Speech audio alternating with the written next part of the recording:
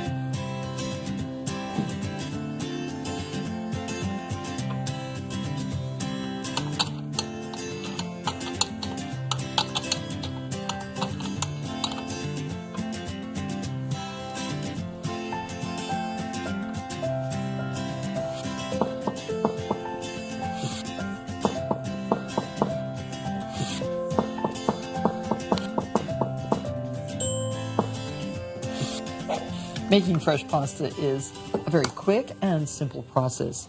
All you need are 4 basic ingredients: flour, eggs, olive oil, and salt. And for the best results, these ingredients must be of the finest quality.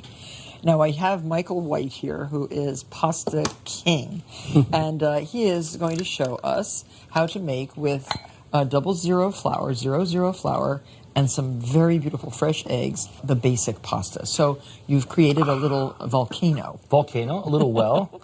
You know, this is obviously a process that's can be quite messy, but that's fun to get the kids together and sure. And, everybody make a little volcano for everyone. Exactly. A well, in other words. A little bit of salt and just maybe I won't measure, but just less than a tablespoon. Less than a tablespoon. Oh, yes. Exactly. And what does the oil do in the pasta for you? It gives a little shimmer to it, and it gives it a little elasticity. Sometimes the eggs are different sizes. These eggs happen to be, I would say, a medium egg. And so for 100 grams of flour, 1 egg. So it's kind of between a medium and a large. So my hens laid these just for you. Just for me. Listen, they're fantastic. and there's so many different varieties, and you can see that they have a fantastic diet because they're nice and bright. Now, I'm talking to a man who has how many restaurants serving pasta?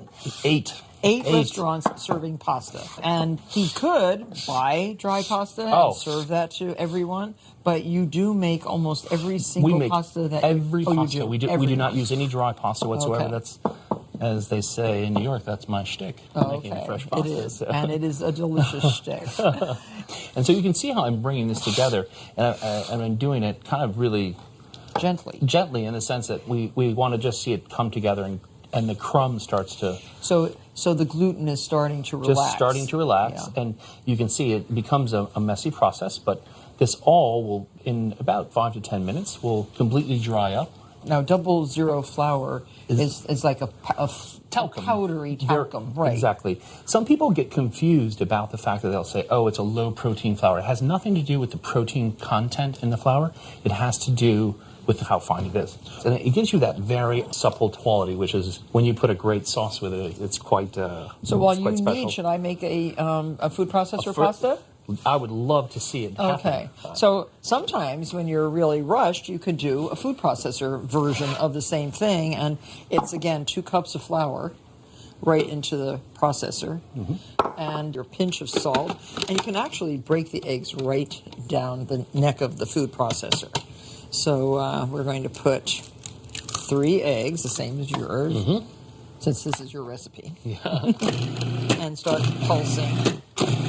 So a little bit at a time. Yeah, and I don't overwork it because that would be the death knell of this pasta, is to overwork it. And that's the same with pizza dough as well. Yeah, right? Oh, wow. I'm learning all this.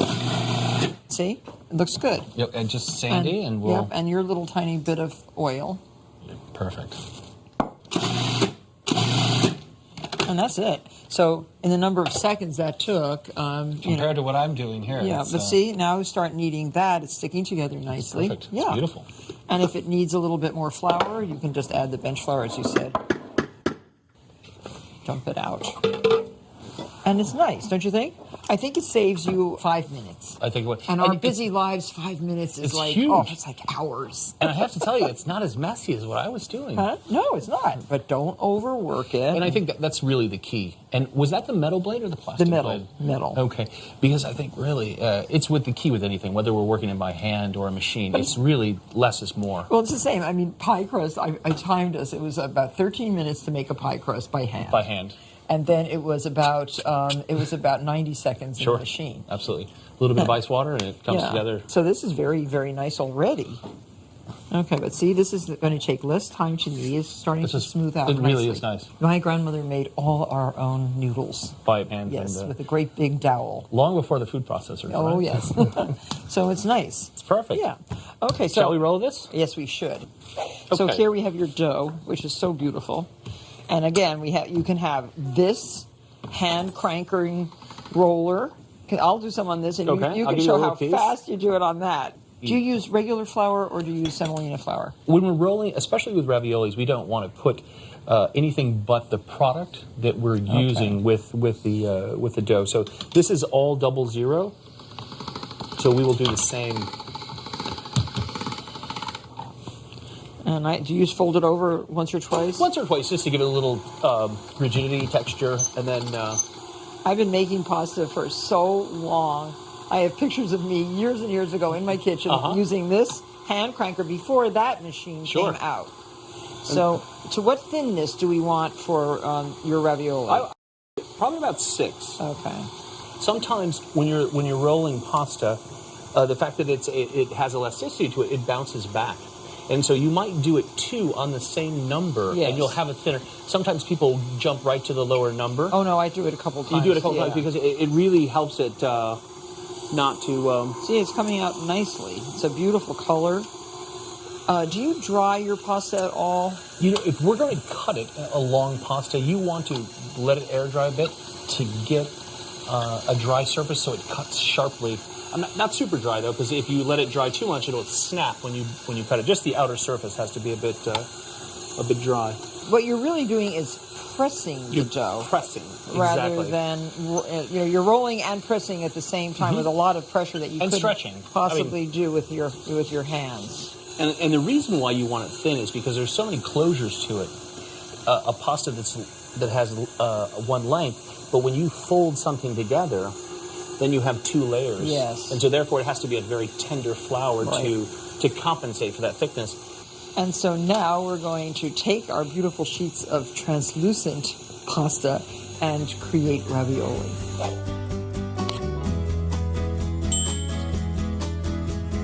There are many different types of filled pasta: agnoletti, tortelli, tortellini, cappelletti. Endless. Endless. Can you name a few more? Annolini, tagliatelle, capelletti, capellacci. They're just It sounds like infinite. a song. Infinite. Well, these pastas can be filled with ricotta cheese, with meat mixtures, vegetables. But Michael has a favorite, and I love this one, made with robiola cheese and Parmesan. Exactly. And this is a cow and sheep milk cheese that comes from Italy, Piedmont to be exact. It almost has the texture of cream cheese. Yeah, very tasty cheese, and it's addictive. So 6 packages of robiola. And some Parmesan, half a cup of grated Parmigiana. And all of this parsley? Just really up to you. And this is what we would call the magro filling. Parsley. Oh, I like all of it. Yeah. And well, may I Oh, add an egg, of course. add an egg? And the reason for adding an egg is the fact that when it cooks, it will solidify, and therefore the ravioli, being a very high butterfat cheese, would just liquefy inside the ravioli. A little bit of salt and pepper, absolutely fine. And Black we'll do pepper, okay? Sure. A little grating of nutmeg, which is definitely. ubiquitous in ravioli in the north of Italy. So this looks very good, Perfect color. very nice. We're going to make the first set of raviolis. We've taken this filling, we put it inside here, inside a bag. Oh, okay. You could do dollops with a spoon, or if you had a pastry bag. So you're spraying the pasta because it got a little dry? It got a little dry, Okay. and this will help close it. Oh, good, yeah. Make it a little Exactly. self-sticky. I feel sometimes people, they want to add egg wash or these. That's really not necessary. So you're going to fold this over here? I'm going to go forward where we could do this, and this is a quick way to do it at home. You could also cut a strip and lay it on top, but that becomes a little bit more and we'll go forward, and then we'll go in between these, okay? Oh, so you're making smallish. We're making small little ravioli. Oh, so beautiful. And this would be beautiful for a soup or any kind of summer type sauce. And then we could... And do you always use the zigzag? What we do is the front part of it should be zigzag. Oh, why? It really adds kind of that edge that I know for sure that it's closed because I don't have another piece of pasta over the top of it and I didn't go around in circles. And then we can do a couple of different things. Number one, you can make them like this. I love that. I have never done that. And then you can just do straight like this. Okay? And so done. You have Done. ravioli. And you have little ravioli. But the other thing we could do pillows. Here is if you were doing a little sauce, let's say this would be fabulous with butter and sage or a little bit of melted butter. But what we could do is we could fold this forward like that. And then this is called an agnolotti. And what this does, that's perfect. We have a little pocket and the sauce goes inside here like this. So you just keep going like that and we can go forward. I'll show you another way of doing that as well. And this is a traditional... That's very nice. I like this. And this is what we call la labbra, or the lip, and this picks up sauce. So I would like to make a raviolo for you, and olo means large. And so what we'll do is we'll go just like this. That much. Okay. And what we're going to do is we're going to make an area. Can I put a yolk? Just or a the whole yolk. egg? Just the yolk. So we'll go inside. This is very interesting. It's very We'll pretty. put a little spot on the bottom so it has something to rest on. Okay, perfect. Perfect. And we'll take a little bit of salt? little bit of salt. Okay, A little bit of pepper? that's perfect, please. Okay, now we'll do the spray again. There, just there? That's perfect. Okay. And then we'll go over the top. And then what we do is we use this again, going like this. And it makes a nice round. Oh, look how beautiful. And then This we'll is pasta making at its best. go like this. And this is a fabulous brunch item. And you just go just like that. And this takes about 4 minutes in the water. And I would recommend sauteing some asparagus spears, maybe a little tomato concasse, melted butter, basil, and you just strew that over the top of it. And when you boil it and you crack it, and the liquid egg yolk comes out. Raviolo with raviolo Okay. and egg. How great. So now there are 3 other filled pastas that Michael White is going to show us how to form using this beautiful eggy pasta dough. 00. 00 pasta dough. The reason why we're using 00 is the fact that we're doing many, many folds here. As you can see, we start with a triangle, which we'll make now, but it has 4 thicknesses here, so it has to be a very, very tender flour. Okay. So we'll start by making tortelli, which are about 3 inches wide. Now, do you ever use a ruler? This is after 23 years of... So but then, if you're a beginner, you could use a ruler as a straight edge too, and you don't. It will save you time. we want to straighten these out. And so what we will do is we'll put down a nice portion of this. And for an entree, this is probably 10, 12 pieces, maybe more. And what we'll do is we'll give a quick spray, pardon my reach, and then we're just going to go up. So spraying is so much faster than brushing. Than brushing. So it equal right to the top. Right to the top, and then we'll get all that air out. So this is what we start with, okay? Okay. I'm going to show you 2 different types of tortelli. This is the more rustic way, where you just do a closure, such as this, and then we lay them flat. These are a little bit bigger. Oh, so that's nice. Just flat. That's a very classic way. That's kind of a la nonna. And at the restaurant, we do one more little pinch. So what we do is the same as this, but then if I hold it like this, I'm going to pinch it like that. Oh, I like that. Bravissimo. Just like that. Perfect. And then, And then I'm going to go right around my finger. oh yes, that's very nice. It's like a And so- little mitre of a pope. Exactly. And this is The pope's hat.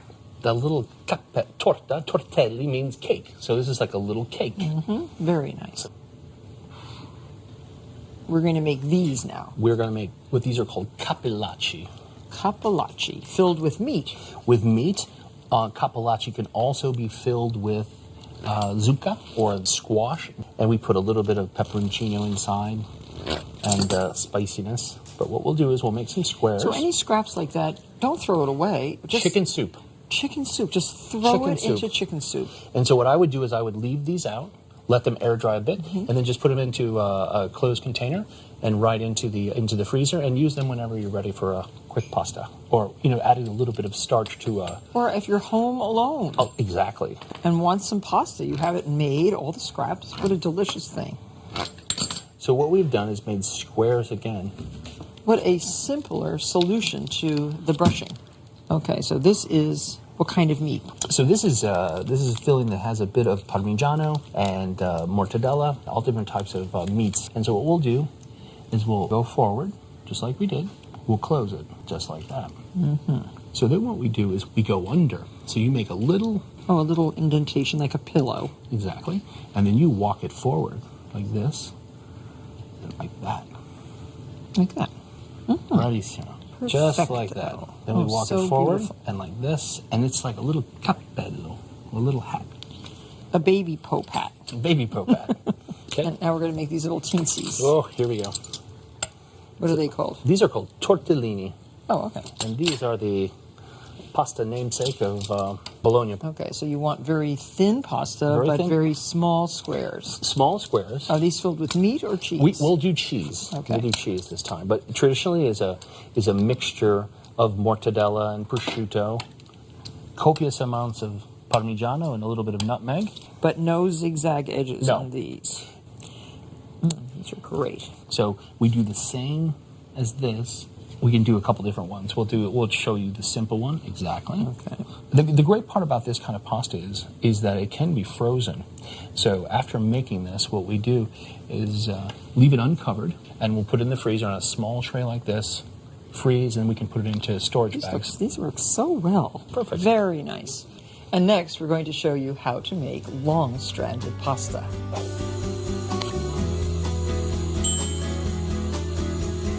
There are many different types of long-stranded pastas: spaghetti, fettuccine, pappardelle, tagliatelle, or tagliolini. And when making long-stranded pastas, Michael likes to add a bit of semolina flour to give the dough a little bit more structure, a little bit more texture. And to help it be a little bit al dente. So fettuccine is the southern equivalent to tagliatelle, right? Exactly. Okay.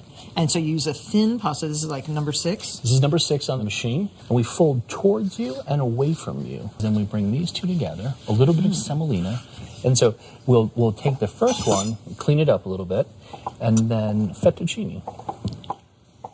And it has to be a bit dry like this. See how nice and sharp it is and clean? Fantastic. And then we'll bring this So this is together. like grandma's noodles. These are. We can also make lasagna sheets. Oh, definitely. This so is pretty. Once you make one type of pasta, we can use it for many, many applications. Lasagna really is in its form right now. I like to blanch this just for maybe a minute or so, shock it in ice water, and then you can start to layer sheets of this pasta. Oh, so shock it in ice water. That'll keep it from sticking. Exactly. Or you could use a bechamel that was a little bit more liquidy, and then you wouldn't have to cook it in the moisture that cooks out of the Would you bechamel. trim the edges so that they're nice and straight, or doesn't that Yeah, it bother really you? doesn't matter, because once it gets all put together, and we would go this way, this way, this way to cover one sheet. But the next sheet of pasta, I would go this way. Oh, smart. I go this way. So when you cut inside, it never Oh, it never never moves. separates. It never separates. You create structure How both great ways. that is. We'll also do some fun shapes, such as pappardelle. Pappardelle should be zigzagged. And these are a great pasta for wild mushroom ragu, or Wild boar ragu. wild boar ragu. Like, who's going to find a wild boar? You don't have one up at the farm? No. Oh, okay. All right. And at any rate, we have these. So, pappardelle. And how long should pappardelle be? Well, there are two different types of pappardelle. These are really difficult to eat, although you will find them that long. What I like to do is what we call stracci, and stracci are about 4 inches long. And what we do is off the machine, we do one cut down the middle, and then we do short ones like this. You get the same effect and mouthfeel, but you don't get the cumbersome, sloppiness of the pasta. So, really nice. A little bit shorter, such as this. And then it's really about about utilizing all the Now, if you different... want very fine notes, you can also do that. Exactly. This is tagliolini, so we'll go to the machine. We could do the spaghetti. I need a rolling pin, and I'll tell you why. It's a little trick. The rolling pin on the front end of this, because it is thick, Oh, I see. Makes it. it goes into the machine Better. a bit better. And it goes in for you like that. Oh, look at that. There you are. We'll do that again. Yes, you can't. You have to hold it. You have to hold it. Doesn't wait for anybody. We'll start on this side because it tends to walk to the other side. Oh, gorgeous. Now, I sometimes just take it like that and hang it over a rack. Mm-hmm. You absolutely can do that Yeah. and use it for another time. Yeah, I would hang it over a rack just till cooking time. I'll use that. And that way it's not sticking together on the board. Right. This is going to be, these are taglierini, so it will be a Piedmontese pasta. Oh, this is like almost like spaghetti. Spaghetti, exactly, but thin. And we'll change up now and we'll do some tagliatelle, or fettuccine if you will. So let's show the hand crank machine, because this probably more people have this machine than any other. This machine has been around for years and is really part of the fabric of Italian cooking, especially for fresh pasta making. A little bit of bench flour. And I really want you to feel this again, because you see it has flour, but it has just a little bit of sand, which It does. So what percent semolina to 00? If you're going to do a cup of bench flour, I would say maybe a 1/4 cup semolina and a 3/4 cup of regular 00 all-purpose. Okay. There. Perfect. And this is the way I've made pasta for many, many years. And There's something about doing it by hand, though. You know, it's fun. It's fun. But isn't that absolutely beautiful? That's tagliatelle, right? Tagliatelle. Or if we're in the South, we'd call it fettuccine. But fettuccine, in reality, is just a bit wider than... And how do you make your fettuccine sauce? Well, are you talking about the classic... Alfredo. Oh, the Alfredo sauce. Do you ever make that? Well, I tell you, in the restaurants, people do ask for it. It is really what we would call in Bologna tagliatelle alla panna, or with cream. Some people put a little bit of nutmeg in it. Some people put maybe a bit of garlic. I've seen all these types of things, but we tend to stay away from those. But there is something soothing and comforting on a cold night with Parmigiano cheese. We'll make some of the capellini with Parmigiano cheese, nutmeg, and cream, and butter as well.